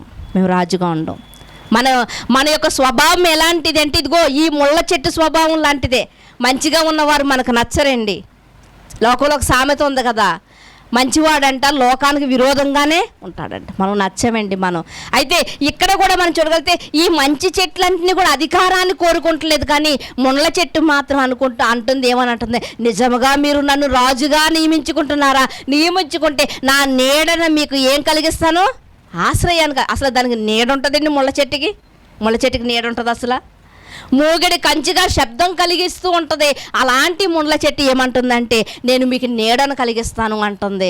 ఈరోజు అపవాది కూడా మనకి ఏం చేస్తూ ఉన్నాడు అంటే, ఈ లోకంలో అనేకమైన ఆశలు చూపించి మనల్ని ఎరవేసి మనల్ని వలవేసి మనల్ని ఏం చేస్తున్నాడు అంటే ఇదిగో శాశ్వతమైన దాని వైపు మనం చూడకుండా అశాశ్వతమైన వాటి వైపే మనల్ని తిప్పుతూ ఉన్నాడు. ప్రియమైన దేవుని వారలారా, చెట్లను మనం చూడగలిగితే ఎంత తగ్గింపు స్వభావం అంటే కోరి వచ్చినప్పటికీ కూడా రాజుగా మిమ్మల్ని నియమించుకుంటాం ఉండండి అని అడిగినప్పుడు చెట్లు అంటున్నాయి ఒప్పుకుంటలేదు. లేదు మాకు రాజాధికారం వద్దు, మేము ఇట్లానే ఉంటాము, ఇదిగో మా యొక్క మాధుర్యమైన పండ్లను దేవుని పిల్లలకి మేము ఇచ్చుకుంటాము, మా యొక్క సువాసన కలిగినటువంటి ఈ పూలను మేము దేవునికి సమర్పించుకుంటాం, అంతేగాని మాకు అధికారం వద్దని ఎంతగా తగ్గించుకుంటున్నాయో చూడండి ప్రియమైన దేవుని వారలారా. కానీ ఈరోజు మానవ జీవితంతో ఉన్నటువంటి మనము ఈ 6 అడుగుల దేహాన్ని మాత్రం ఎంతగా మనం గొప్ప చేసుకోవాలనుకుంటామంటే అలా గొప్పగా కనిపించాలని ఈరోజు ఇదిగో మనం హెచ్చించుకుంటూ ఉంటాం ప్రియమైన దేవుని వల్ల. కొన్ని చోట్లకు మనం వెళ్తూ ఉంటామండి, ఆ మొదటి సీట్లు మనకు కనిపిస్తూ ఉంటాయి, వాటిని విఐపి అని రాస్తూ ఉంటారు. విఐపి సీట్లు అంటే ఏంటండి అంటే ప్రాముఖ్యమైన వారు వస్తూ ఉంటారని, అంటే మనుషుల్లో కూడా రకాల. అవునండి. వెనుక ఉన్న సీట్లేంటి మామూలు అందరూ కూర్చునేవి, ఎదురు ఉన్న సీట్లేంటి ప్రాముఖ్యమైనటువంటి ఒక వ్యక్తి వస్తాడు, లేకపోతే కొంతమంది వస్తారు అని చెప్తూ ఉంటారు. అంటే మనుషుల్లో ఇలా గొప్పను కోరుకునేవారు, మనుషుల్ని గొప్పగా చూసేవారు ఈ లోకంలో చాలామంది ఉన్నారు ప్రియమైన దేవుని వాళ్ళారా. కానీ శిష్యులకు వచ్చినటువంటి ప్రశ్న ఏంటంటే పరలోకములో ఎవడు గొప్పవాడు? ఎంత మంచి ప్రశ్న అండి. పరలోకములో ఎవడు గొప్పవాడు అంటే యోహాను గారు చెప్తున్నారు ఆ మాటకు సమాధానం, ఇక్కడ నువ్వు తగ్గించుకుంటేనే నాయన అక్కడికి వెళ్తావని. యేసుక్రీస్తు వారు చెబుతున్నారు, ఇక్కడ నువ్వు పరిచారకుడుగా ఉంటేనే, ఇక్కడ నువ్వు దాసుడిగా ఉంటేనే నువ్వు అక్కడికి వెళ్తావని ఆయన చెప్తున్నారు. మన కళ్ళకు కట్టినట్లుగా యోసేపు గారి యొక్క జీవితం కనిపిస్తుందండి. యోసేపు గారిని మనం చూడగలిగితే ఎలా వెళ్ళాడు అంటే అమ్మివేయబడ్డాడంట. మొట్టమొదట తన సహోదరుల చేత నెట్టివేయబడ్డాడు, ఎక్కడికి గోతిలోకి నెట్టివేయబడ్డాడు, తర్వాత అమ్మివేయబడ్డాడు, తర్వాత చేయని నేరానికి చెరసాల్లోకి తోయబడ్డాడు, అవమానపరచబడ్డాడు, నిందలు పడ్డాడు. ఇదిగో పాపానికి ప్రేరేపించినా సరే ఆయన ఒప్పుకోకుండా పరిశుద్ధుడిగా ఉన్నాడు, తనకి తాను తగ్గించుకున్నాడు. కాబట్టే దేవుడు ఏం చేశాడో తెలుసండి, బానిసగా వెళ్ళిన వాడిని ఒక దాసుడిగా వెళ్ళినటువంటి యోసేపు జీవితాన్ని చూస్తే ఆయన గవర్నర్గా అయ్యాడు ప్రియమైన దేవుని వల్లరా. గవర్నర్గా అయ్యాడు. ఎవరిచ్చారు ఈ అధికారం అంటే దేవుడిచ్చాడు. నువ్వు ఎప్పుడైతే ఇక్కడ తగ్గించుకుంటావో నిన్ను నేను హెచ్చిస్తానని దేవుడు హామీ ఇస్తున్నాడు ప్రియమైన దేవుని వాళ్ళారా. యోసేపు గారిని సొంత వారు ఎవరూ లేరండి, యోసేపు గారు అన్నదమ్ములు ఎవరు అక్కడ లేరండి. యోసేపు గారు ఒక సంతలో అమ్మబడిన ఒక దాసుడిగా వెళ్ళాడండి. ఏమంటే ఈరోజు కూరగాయలు మనం మార్కెట్కి వెళ్తాం కదా, పోగులేసి అమ్ముతూ ఉంటారు కూరగాయలు. అలాగే పూర్వ దినాల్లో మనం చూడగలిగితే ఇలాంటి బానిసలను కూడా నిలబెట్టేవారనమాట. నిలబెట్టి వాళ్ళ యొక్క వయసును బట్టి వాళ్ళకి రేటు కట్టేవారు. ఇదిగో ఈ బానిసకి ఇన్ని వేలు, ఈ బానిసకి ఇన్ని రూకలు అని చెబితే వాళ్ళు కొనుక్కుని వెళ్ళేవారనమాట. అంటే సంతలో మనం చూడగలిగితే ఒక అంగడిలో సరుకుగా వాళ్ళు అమ్మబడేవారు. అలా అమ్మబడిన వాడే యోసేపండి. అలాంటి దాసుడికి దేవుడు ఎంత ఘనత ఇచ్చాడు అంటే గవర్నర్. నా తల్లిదండ్రులు వచ్చారు, నా సోదరులు వచ్చారని ఒక్క మాట చెప్పగానే అతనుకున్న అధికారంతో ఏమంటున్నాడు అంటే ఆ ఫరో రాజు ఏమంటున్నాడంటే ఇదిగో నీ ఇంటి వారందరికీ కూడా ఇక్కడే స్థలమును సిద్ధపాటు చెయ్యి, సమృద్ధైన ఆహారాన్ని ఇవ్వి అంటున్నాడు.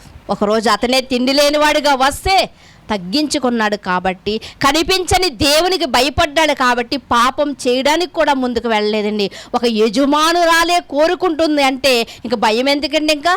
కానీ వెళ్ళలేదు పాపం జోలికి.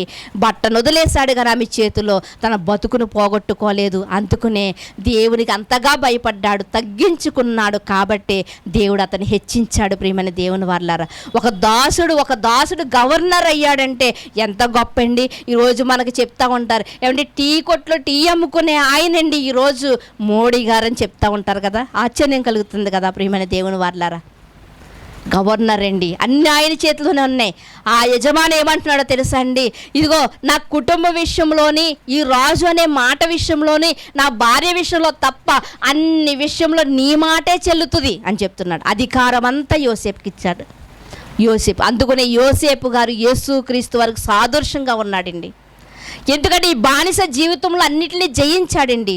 యేసుక్రీస్తు వారు కూడా పరలోకము నుండి వచ్చి ఆయన మానవ శరీరాన్ని దాల్చి పాపమును జయించాడంట. ఆయన తన యొక్క శరీరానికి, పరిశుద్ధమైన దేహానికి అపవిత్రత అంటకుండగా జీవించాడు. కాబట్టి ఆయన కూడా ఎలాంటి వాడయ్యాడు అంటే లోకాధికారం అంతా ఆయన చేతికి. ముఖ్యంగా చెప్పాలంటే భూమి మీద, భూమి కింద కూడా ఆయనకు అధికారం ఇవ్వబడిందంట. ప్రియమైన దేవుని వాళ్ళారా, వంగని ప్రతి మోకాలు వంగాలంట ఆయన నామములో, స్తుతించని ప్రతి నాలుక కూడా స్తుతించాలని ఎవరు చెప్తున్నారండి? దేవుడు చెప్తున్నాడు. ఇంత అధికారం, ఇంత గొప్పతనం ఎక్కడొచ్చిందంటే తగ్గించుకున్నాడు. ప్రియమైన దేవుని వాళ్ళారా, తన ఇంటి వారే మతి చెల్లించిన వాడు అన్నారు. తన అన్నదమ్ములు అంటున్నారు, నువ్వు ఎక్కడ కాదు, మనల్ని కూడా కొన్ని మార్లు మన ఇంటి వారే అంటూ ఉంటారు. ఏంటి భక్తి చేస్తే చేయొచ్చు, ఇంత భక్తి, ఇంత పిచ్చి ఉండకూడదు. ఏమండి, దేవునిలో ఉన్న వారిని కూడా పిచ్చి అంటారండి. ఎందుకంటే పౌలు గారిని అదే మాట చెప్పారు. పౌలా, నువ్వు బాగా ధర్మశాస్త్రాన్ని బాగా చదివేసావు కనుక నీకేం కలిగిందంటే అధిక విద్య వల్ల నీకు వెర్రి పట్టేసింది పౌలా అని అంటున్నాడు. ఏంటంటే అండి, ధర్మశాస్త్రం నువ్వు బాగా చదివేసావు కనుక అధిక విద్య వల్ల నీకు ఏం కలిగిందంట? వెర్రి కలిగింది, నీకు పిచ్చి కలిగింది అంటున్నారు. ప్రియమైన దేవుని వారలారా, కనుక ఎవరు ఏమన్నప్పటికీ కూడా మనము తగ్గించుకునే వారిగా ఉండాలి. అందుకునే బాప్తిస్మ ఇచ్చి యోహాను గారు అంటున్నారు, ఆయన చెప్పులు మోయడానికన్నా నేను యోగ్యుడను అది లేదయ్యా, నువ్వు బాప్తిస్మ, ఆయనకే నువ్వు బాప్తిస్మ ఇచ్చావంటే నువ్వు ఎంత గొప్పవాడువో. మన పక్కనున్న వాళ్ళు మనకు అలా అంటూ ఉంటారు, మీరు ఆదివారం వెళ్ళిపోతున్నారు, సోమవారం వెళ్ళిపోతున్నారు, మంగళవారం వెళ్ళిపోతున్నారంటే మీరు చాలా భక్తిపరులు అన్నప్పుడు మనం అంటూ ఉండాలి, మేము వారానికి 3 రోజులు వెళ్తున్నాం, కానీ ఒకరోజు బైబిల్ గ్రంథంలో చూడతే ప్రతి దినము కూడికలేనంట. వాళ్ళకి ఉందండి. అపోస్తల కార్యాలు 2వ అధ్యాయంలో ప్రతి దినము ఇంటింటా కూడుకున్నారంట. మనం వారానికి 2 రోజులేండి, వారానికి 3 రోజులేమో, కానీ బైబిల్ గ్రంథంలో ఉన్నవారు ప్రతిరోజు కూడుకున్నారంటండి. ప్రతి గృహంలో కూడుకునేవారంట, ప్రతిరోజు రొట్టె విరిచేవారంట, సంస్కారం తీసుకునేవారంట. ప్రియమైన దేవుని వారలారా, అపోస్తలుడైన పౌలు ఎంత సువార్త చేశాడో, కానీ ఏమనేవాడో తెలుసా అండి? అయ్యా, నేను నిష్ప్రయోజనమైన దాసుని అనేవారు. కాబట్టి మనము సువార్తలో ఎంత పని చేసినా, ఈ లోకంలో మనం ఎంత గొప్పగా బ్రతికినా కానీ మనము తగ్గించుకోవలసిన వారమై ఉన్నాము. ఆయన హెచ్చవలసిన వాడే ఉన్నాడు. ప్రియమైన దేవుని వారలారా, మరొక మాటను కూడా మీరు చూడగలిగితే చూడండి ఒక్కసారి. సమూయేలు గ్రంథము 1 సమూయేలు గ్రంథము 17వ అధ్యాయము 17వ అధ్యాయము 17వ అధ్యాయము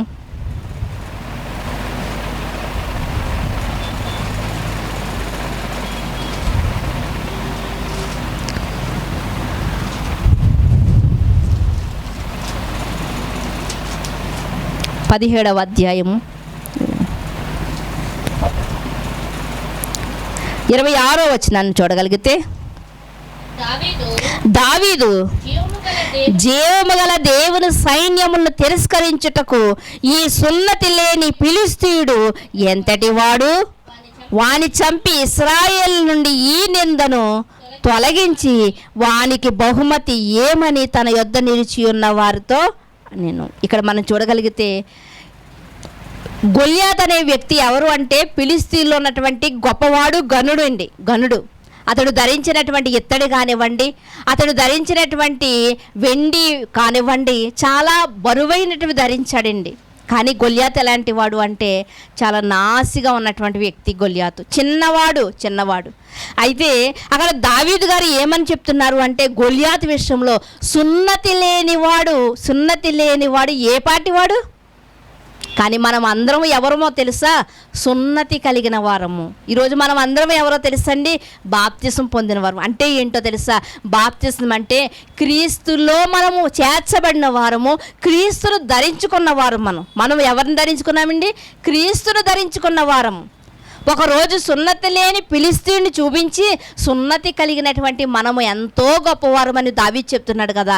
ఈరోజు అలాంటి సున్నతికి బదులుగా మనం ఈరోజు బాప్తిసం తీసుకున్నటువంటి మనం ఎంతో గొప్పవారం. ప్రియమైన దేవుని వారలారా, అయితే మన యొక్క గొప్పతనాన్ని అతిశయపడవలసిన విషయంలో మనం అతిశయపడకుండా అతిశయపడకూడని విషయంలో మనం అతిశయపడుతున్నాం.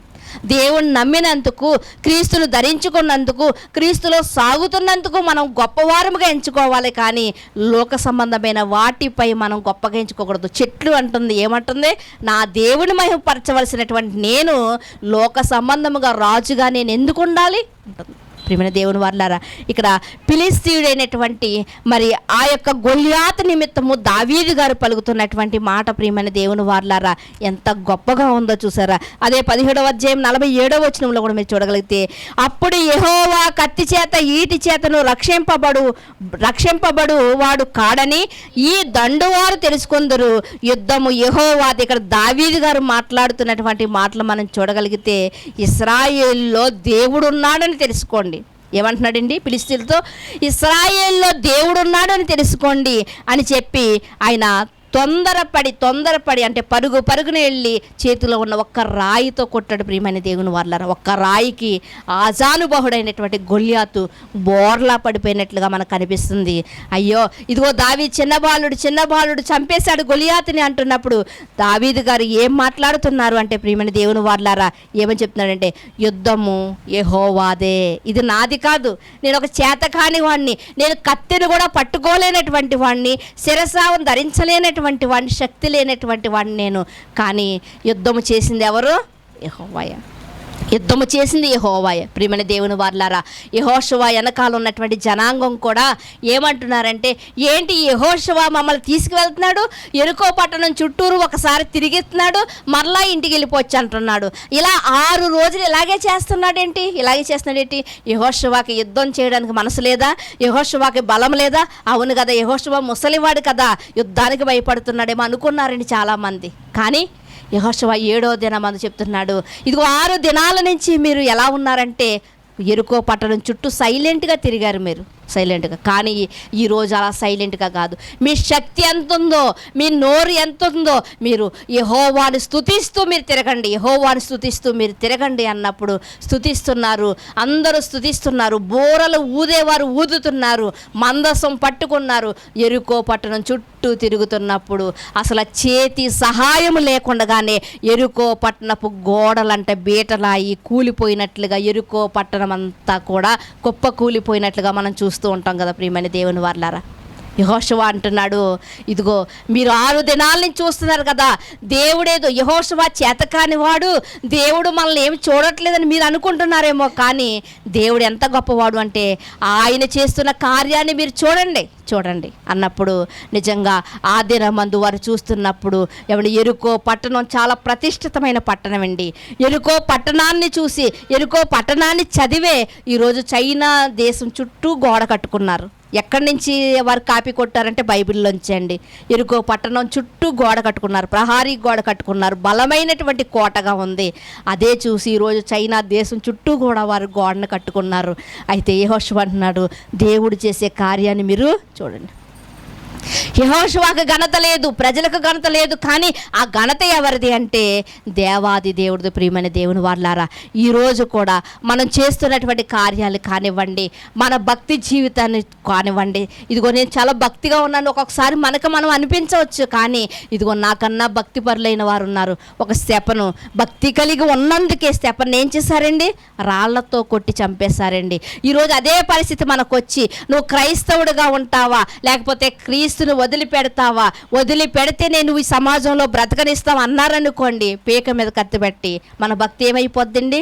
ఆవిరైపోద్ది. ప్రియమైన దేవుని వారలారా, కనుక ఎప్పుడైనా ఒకవేళ నేను చాలా భక్తి పరురాలని మనకు అనిపించినప్పుడు మనం వెంటనే స్టెఫన్ గారిని జ్ఞాపకం చేసుకోవాలి. ప్రియమైన దేవుని వారలారా, స్టెఫన్ గారిని ఏంటి అంతటి క్రియలు మా ముందు జరగట్లేదు కదా, అంతటి ప్రభావం మా ముందు లేదు కదా, ఒకవేళ ఉంటే నేను భక్తిలోంచి నేను పక్కకి పోదునేమో అని అనుకోవాలి. ప్రియమైన దేవుని వారలారా, అందుకనే పౌలు గారు అదే గర్వం అనేది తనలోకి రాకుండా ఏమంటున్నాడంటే, నేను నిష్ప్రయోజనమైన దాసుణ్ణి అంటున్నాడు. ప్రియమైన దేవుని వారలారా, కనుక కత్తితో కాదంట, ఈటితో కాదంట, దేవుడు దేనితో యుద్ధాన్ని చేశాడు అంటే తన బలముతో యుద్ధం చేశాడండి. ప్రియమైన దేవుని వారలారా, ఎప్పుడైతే మనం తగ్గించుకుంటామో దేవుణ్ణి హెచ్చిస్తామో, ఎప్పుడైతే మనం తగ్గించుకుని జ్ఞానాన్ని ప్రేమిస్తామో, జ్ఞానాన్ని వెంటాడతామంటే క్రీస్తుని ప్రేమిస్తామో, క్రీస్తుని హత్తుకుంటాము. ఇదే సామెతల గ్రంథంలో ఒక మాట ఏముంటుందంటే, ఇదిగో ఆయన శిరస్సును హత్తుకొనని వాడు దేవునికి విరోధంట. శిరస్సును హత్తుకునేవాడు. శిరస్సు ఎవరు? యేసుక్రీస్తు వారికి పోలిక ప్రియమైన దేవుని వారలారా. మనం అందరము అవయవాలైతే శిరస్సు ఎవరండి? యేసుక్రీస్తు వారు. కనుక ఆ శిరస్సుని నీవు హత్తుకోకపోతే అంట నువ్వు దేవునికి విరోధవు అని చెప్తున్నాడు ప్రియమైన దేవుని వారలారా. కనుక దేవుడు మనకి నేర్పిస్తున్నటువంటి మాట ఏంటి అంటే, మరలా ఒక్కసారి అదే మాటలోకి మనం వెళ్దామండి. దానికన్నా ముందు ఒకసారి చూడండి, ఫిలిప్పీలకు రాసినటువంటి పత్రిక 2వ అధ్యాయము ఫిలిప్పీలకు రాసినటువంటి పత్రిక 2వ అధ్యాయము 5వ వచనములో ఉన్నటువంటి మాటను మీరు చూడగలిగితే, క్రీస్తు యేసుకు కలిగిన ఈ మనస్సును మీరును కలిగి ఉండుడి. ఆయన దేవుని స్వరూపము కలిగిన వాడై ఉండి దేవునితో సమానముగా ఉండుట విడిచిపెట్టకూడని భాగ్యమని ఎంచుకొనలేదు గాని మనుషుల పోలికగా పుట్టి దాసుని స్వరూపము ధరించుకొని తన్ను తానే రిక్తునిగా చేసుకొనెను. ఆయన ఆకారమందు మనుషుడిగా కనపడి మరణము పొందునంతగా ఆయన శిలువ మరణము పొందునంతగా విధేయత చూపిన వాడే తన్ను తాను తగ్గించుకొనెను. ఎవరంటే తగ్గించుకున్న వ్యక్తి? సాక్షాత్తు దేవుని కుమారుడండి. సాక్షాత్తు దేవుని కుమారుడేనంట. ఎంతగా తగ్గించుకున్నాడంటే శిలువ మరణము పొందునంతగా తగ్గించుకున్నాడంట. ఆకారమందు ఎలా ఉన్నాడంట? మనుషుడిగా వచ్చాడంట. కానీ ఆయన ఎవరండి? దేవుని కుమారుడు. దేవుని కుమారుడైతే దేవుడే కదా. ఈరోజు చాలామంది అంటున్నారు యేసుక్రీస్తు వారు మార్గదర్శి మాత్రమే, యేసుక్రీస్తు వారు మహాత్ముడు మాత్రమే, దేవుడు కాదు అంటున్నారు ప్రియమైన దేవుని వారలారా. దేవుని కుమారుడు దేవుడే అవుతాడండి. కాకి పిల్ల పుడితే కాకి పిల్ల, తర్వాత ఏమవుతుందండి? అది తర్వాత కాకి అవుతుంది. కుక్కకి పిల్ల పుడితే కుక్క పిల్ల అంటాము, ఎదిగిన తర్వాత దాన్ని కుక్క అంటాం కదా.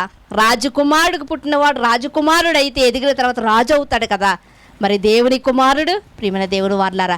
కనుక యేసుక్రీస్తు వారిని గురించి ఆయన దేవుని స్వరూపం కలిగిన వాడంట. దేవుని స్వరూపం కలిగిన వాడై ఉండి ఆయన మానవ ఆకారములు ఈ లోకానికి వచ్చంట. పాపాన్ని శాపాన్ని అంతటిని జయించంట. ఆయన మరలా దేవుడున్న లోకానికి మరణాన్ని జయించి, మరణాన్ని ఎలా జయించాడు అంటే సమాధిలో నుండి 3వ దినాన ఆయన తిరిగి లేచాడు ప్రియమైన దేవుని వారలారా. మనం ఈ 40 దినాలు మన కన్నుల కన్నీటి కూటగాను మన తల జలమేమిగాను చేసుకుని విజ్ఞాపన ప్రార్థన చేస్తున్నామండి. అయ్యో నా యేసు మరణం అయిపోయాడే, అయ్యో నా యేసును సిలువ వేస్తారని. నిజంగా చెప్పవలసింది ఏంటో తెలుసా? యేసుక్రీస్తు వారి సిలువ మీద ఏమంటున్నారంటే, అబ్బా నా కోసం కాదమ్మా, మీకోసం మీ పిల్లల కోసం ఏడవండి. ఎందుకో తెలుసా? నా కోసం ఏడవలసిన అవసరం లేదు. ఎందుకో తెలుసా? నేను మరణాన్ని జయించాను, నేను తిరిగి లేచాను, నేను సమాధిలో నుండి తిరిగి లేచాను. నువ్వు పాపంలోంచి లేవలేకపోతున్నావేమో, శాపంలోంచి లేవలేకపోతున్నావేమో, నీ పిల్లలు లోకంలో ఆకర్షితులైపోతున్నారేమో, నువ్వు కూడా లోకానికి ఆకర్షితురాలు అయిపోతున్నాయేమో. నీ కోసం నీ పిల్లల కోసం బాధపడు, కన్నులు కన్నీటి ఊటగా చేసుకో. కానీ మనం ఏం చేస్తున్నామండి? సంవత్సరం అంతా వదిలిపెట్టి సంవత్సరంలో కేవలం 40 దినాలు కేటాయించి, అయ్యో ప్రభువా నా కోసం సిలువ మరణం అయ్యో. ఆయన సిలువ మరణం అవుతేనే నీకేం కలుగుతుంది? శాప విమోచన కలుగుతుంది. ఆయన సిలువలో మరణిస్తేనే నీకేం కలుగుతుంది? పాప విమోచన కలుగుతుంది. కనుక ఆయన సిలువ మీద చనిపోయినందుకు ఒక పక్క మనకి ఏం కలగాలి అంటే మనకి ఆనందం కలగాలి ప్రియమైన దేవుని వారలారా. అంతే కదండి, అంతే కదా. ఒక కోడి చనిపోతుంది అనుకోకూడదు. అది చనిపోతేనే నీ నోటికి రుచికరమైన ఆహారంగా మారుతుంది కదా. అలాగే ప్రియమైన దేవుని వారలారా, ఈరోజు మనము కూడా యేసుక్రీస్తు వారి విషయంలో ఎలా అర్థం చేసుకున్నాం? ఆయన మరణిస్తేనే మనకేం కలుగుతుందండి? ఒక గింజ, ఒక విత్తనం మరణిస్తేనే, కుళ్ళిపోతేనే ఏం కలుగుతుంది? అందులోంచి మొక్క వస్తుంది. ఒక చింతగింజను తీసుకోండి మీరు. ఒక చింతగింజను తీసుకుని అది భూమిలో పడిన తర్వాత అది కుళ్ళిపోతుందండి. అది కుళ్ళిపోయిన తర్వాత అది చచ్చిపోయిన తర్వాత అందులో నుంచి ఏం కలుగుతుందో తెలుసా? ఒక మొక్క వస్తుందండి. ఆ మొక్క కొన్ని సంవత్సరాలు పోయిన తర్వాత అనేక చింతకాయలు కాయడానికి అది ఉపయోగపడుద్ది.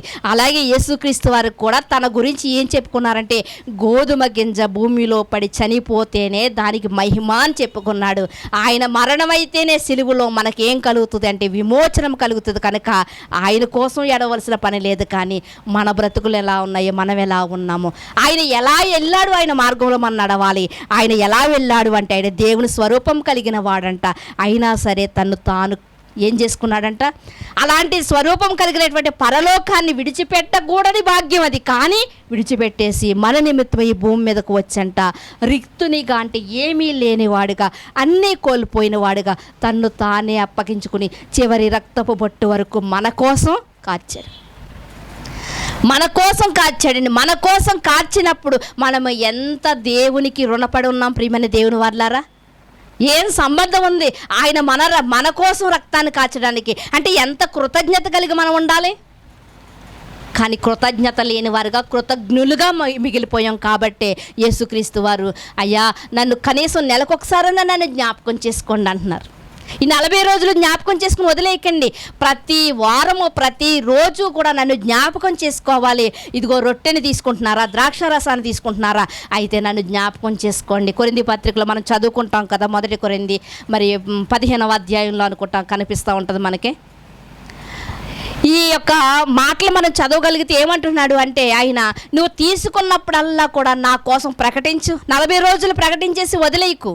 శిలువ ధ్యానాలను పేరు పెట్టుకుని ఒక బోర్డు పెట్టుకుని వదిలేయకు నాయన. 40 దినాలు కాదు, నీవు జీవితకాలం అంతా నన్ను ప్రకటించాలి. నేను దేన్ని కోల్పోయి వచ్చాను తెలుసా? ఆ పరలోకాన్ని కోల్పోయి నేను నీ దగ్గరికి వచ్చి నా ప్రాణాన్ని అర్పించాను, నా శరీరాన్ని అర్పించాను. అర్పించానంటే నువ్వు 40 రోజులు స్తుతించి వదిలేస్తే కాదు, ప్రతి దినము నన్ను స్తుతించాలి, ప్రతి దినము నన్ను జ్ఞాపకం చేసుకోవాలి.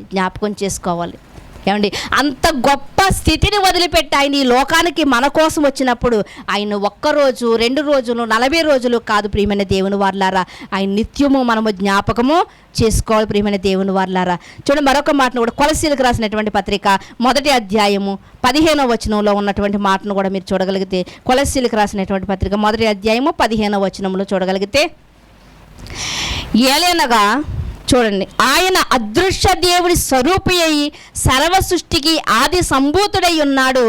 ఏలయనగా ఆకాశమందున్నవి భూమి అందున్నవి దృశ్యమైనవని అదృశ్యమైనవి అవి సింహాసనములైనను ప్రభుత్వములైనను ప్రధానులైనను అధికారులైనను సర్వమును ఆయన యందు సృజింపబడెను. ఆయన అన్నిటికీ ముందుగా ఉన్నవాడంట.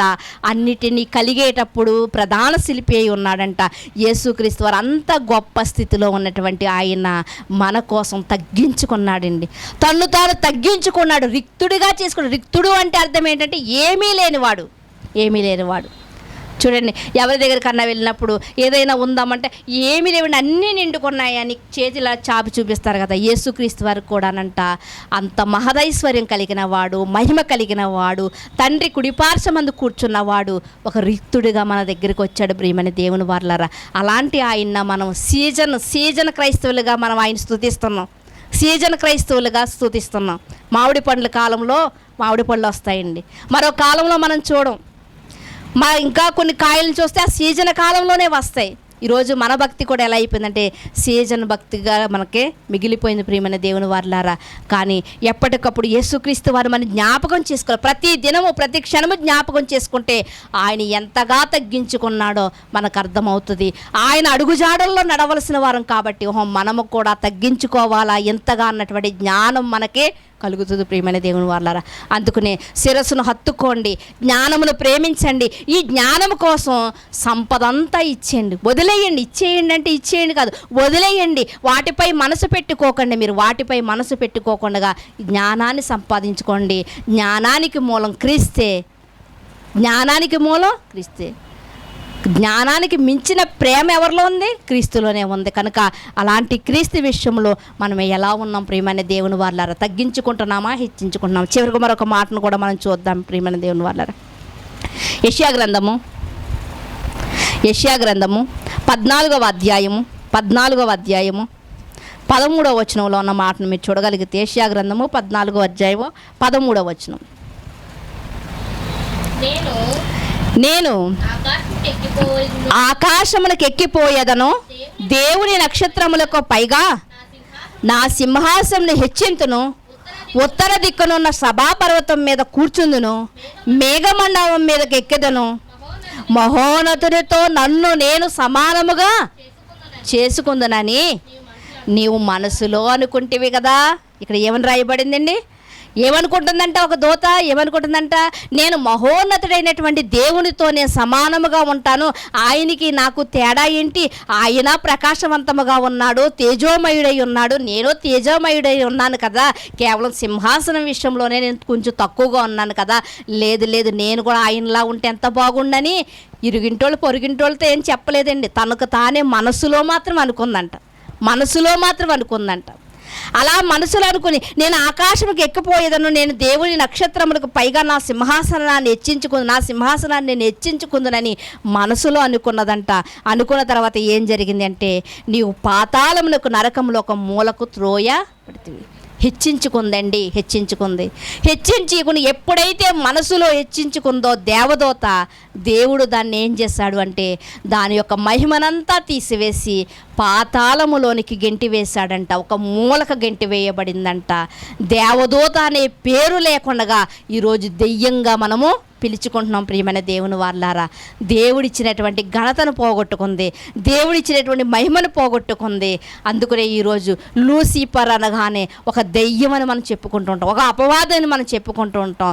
అది ఏమనుకుందంటే, ఆ రోజు ప్రమాణకం చేసుకుంది ఏమనంటే, దేవునికి పైగా నా సింహాసనాన్ని నేను చేసుకోవాలనుకున్నాను, దేవునితో సమానంగా చేసుకోవాలనుకుంటున్నాను, కానీ నా హృదయములో ఉన్న ఆలోచన ఆయన ఎరిగి నన్ను ఏం చేశాడంటే నరకములోనికి నన్ను తోసివేశాడు కదా, నాకు దక్కని ఆ పరలోక సింహాసనము ఇదిగో ఈ ప్రజలకు ఎవరికి కూడా దక్కనివ్వకూడదని ఏమనుకుందంటే, అది వాగ్దానం చేసుకుని ఈరోజు మన మీద ఎన్ని ప్రయోగాలు చేస్తుందంటే, లోకాన్ని చూపిస్తుంది, అధికారాన్ని చూపిస్తుంది. ఇదిగో క్రీస్తుని హత్తుకుని ఉంటే నీకేమొస్తుంది, శ్రమలు తప్ప, కనుక లోకంలోకి వెళ్ళు, అధికారంలోకి వెళ్ళు, బంధువుల్లోకి వెళ్ళు, ఫంక్షన్లోనికి వెళ్ళు, ఇలా చెబుతూ ఉంటుంది. ప్రియమైన దేవుని వారలారా, అందుకనే సాతాను ఎంత కుట్ర కలిగి ఉందంటే, ఎంత బలముగా పనిచేస్తుంది అంటే, అది గర్జించు సింహం వల్లే తిరిగేస్తుందంటే అండి, గాలం పట్టుకుంటుందంటే, వలలు వేస్తుందంటే, ఇవన్నిటితో అది ఎంత పని చేస్తుందంటే, ఎంత నెట్వర్క్ ఉందంటే ప్రియమైన దేవుని వారలారా, అంతమాను మనం అనుకుంటూ ఉంటాం కదా. సెల్ ఫోన్ విషయంలోని గడిచిన దినాల్లో మేము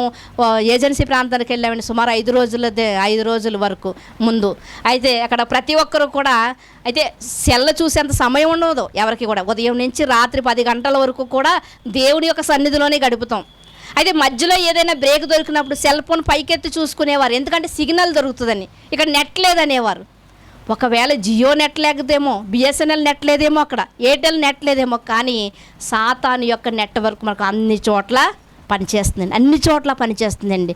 కనుక సాతాను ఎందుకు సాతానుగా మారాడు? సింహాసనం దగ్గర ఉండవలసిన వాడు సాతానుగా ఎందుకు మారాడు? పరలోకములో ఉండవలసిన వాడు నరకానికి ఒక మూలకి ఎందుకు త్రోయబడ్డాడు అంటే, తనకు తాను హెచ్చించుకున్నాడు. ప్రియమైన దేవుని వారలారా, దానికి కలిగినటువంటి దుస్థితి మనకు కలగకుండా ఉండాలి అంటే, యోహాను గారు చెప్పినట్లుగా నేను తగ్గవలసి ఉంది, ఆయన హెచ్చవలసి ఉంది. కనుక మనకి మనం మరుగుపరుచుకుందాం, మనలో ఉన్నటువంటి క్రీస్తుని బయలుపరుద్దాం, క్రీస్తునే ప్రపంచానికి చూపిందాం. ప్రియమైన దేవుని వారలారా, మనం ఎప్పుడో చచ్చిపోయామని బాప్తిసం ద్వారా మనలో జీవిస్తున్నది క్రీస్తే. కనుక మనకు పరిపూర్ణంగా సంపూర్ణంగా మనం తగ్గించుకుని ఆ క్రీస్తుని చూపిందాం. మన క్రియల్లో క్రీస్తు కనిపించాలి, మన లక్షణాల్లో క్రీస్తు కనిపించాలి. అలా కనిపించినప్పుడు పరలోకమందున్న దేవునికి సంపూర్ణమైనటువంటి సంతోషం కలుగుతుంది. ప్రియమైన దేవుని వారలారా, మీరు అందరూ కూడా అలా మీ జీవిత కాలంలో తగ్గించుకుంటారని, దేవుని చేత హెచ్చింపబడతారని, ఆయన బలిష్టమైన చేతి కింద దీన మనసు కలిగి ఉండి మీరు తగ్గించుకుని ఆయన చేత హెచ్చింపబడేవారుగా ఉండాలని కోరుకుంటూ ఈ మాటలు ముగిస్తున్నాం. ప్రార్థన చేసుకుందామండి. మమ్మల్ని మిక్కిలిగా ప్రేమించిన మా ప్రియ పరలోకపు తండ్రి, మీ ఘనమైన శ్రేష్టమైన నామమును బట్టి మీకు వందనాలు, స్తోత్రాలు నాయన. మేమే పాటి వారం తండ్రి, మానవ మాతృలమైనటువంటి మాకు తండ్రి దేవా, అయ్యా తండ్రి దేవా తండ్రి, మీ కుమారుని పంపించి తండ్రి రక్షణ భాగ్యం ప్రసాదించి మీ పిల్లలు అనే యోగ్యతను మాకు కలిగించి తండ్రి, ఇంత గొప్ప రక్షణ మీరు మాకు కలిగించారు దేవా. అందును బట్టి మీ కృతజ్ఞతాస్తుతులు చెల్లించుకుంటున్నాం తండ్రి దేవా. అయ్యా, ఈ రక్షణ మేము నిర్లక్ష్యం చేస్తూ ఉన్నామేమో, మమ్మల్ని క్షమించండి దేవా తండ్రి. మమ్మల్ని మేము అధికంగా హెచ్చించుకుని వారి వలె ఉన్నామేమో తండ్రి దేవా. మమ్మల్ని మేము తగ్గించుకుని తండ్రి దేవా, ప్రతి విషయంలోనూ తండ్రి, అది శారీరక విషయంలో అయినా, లోక సంబంధమైన విషయంలో అయినా, ఆధ్యాత్మిక విషయం జీవితంలో అయినా భక్తి జీవితంలో అయినప్పటికీ కూడా మమ్మల్ని మేము రిక్తునిగా చేసుకుని మిమ్మల్ని తండ్రి దేవ మహిమపరిచేవారుగా మేము ఉండడానికి సహాయం అనుగ్రహించమని అడుగుతున్నాను దేవా. మీకు వందనాలు. ఎప్పుడైతే మేము హెచ్చించుకుంటామో తండ్రి దేవా, ఇదిగో మీ కుమారుని చేతిలో చేట ఉంచబడింది తండ్రి. ఆయన గోధుమలు చెరిగినట్లుగా చెరిగినప్పుడు భక్తిహీనత కలిగిన వారుగా మేము పొట్టు వల్లే ఎగిరిపోతామేమో తండ్రి. కనుక తండ్రి దేవా మమ్మల్ని మేము తగ్గించుకుని ఎల్లప్పుడూ తండ్రి దేవా మీ బైబిల్ గ్రంథంలో ఉన్నటువంటి భక్తులు జ్ఞాపకం చేసుకుని వారు ఎంతగా తగ్గించుకున్నారో తండ్రి దేవా, అయ్యా ఎంతగా తగ్గించుకున్నారో తండ్రి, వేటి కొరకు ఎదురు చూసారో తండ్రి దేవా జ్ఞాపకం చేసుకుని వారికి వలె మేము ఉండడానికి సహాయం చేయండి. ముఖ్యంగా యేసుక్రీస్తు వారి లోకానికి ఎంతగా తగ్గించుకుని ఆయన వచ్చాడో, రిక్తుడిగా ఎలా చేసుకున్నాడో తండ్రి జ్ఞాపకము చేసుకుంటూ తండ్రి మా యొక్క ఆధ్యాత్మిక జీవితాలను ముందుకు సాగించుకొనుటకు మీరే మాకు కృప చూపుతారని సహాయం చేస్తారని కోరుకుంటూ తండ్రి, అయా సీజన్లో వచ్చే అయా పండ్ల వలె కాదు తండ్రి మా భక్తి తండ్రి దేవా, ప్రతినిత్యము నీ సన్నిధిలో తండ్రి మోకరించి ప్రతినిత్యము నీ సన్నిధిలో నిన్ను వెదికే వారముగా మేము ఉండడానికి సహాయం చేయమని కోరుకుంటూ వచ్చిన మీ పిల్లలందరినీ జ్ఞాపకం చేసుకోమని కోరుకుంటూ చెప్పబడిన ప్రతి మాట హృదయంలో ముద్రించుకొనుటకు నెమరు వేసుకున్నటకు సహాయం చేయమని మీ కుమారుడు మా రక్షకుడైన యేసుక్రీస్తు వారి అతి శ్రేష్టమైన నామములు ప్రార్థన అడిగి వేడుకొనుచున్నాము పరమ తండ్రి. ఆమేన్. శ్రద్ధగా ఉన్న మీ అందరికీ కూడా ప్రభుపేట వందనాలండి. అందరికీ వందనాలు.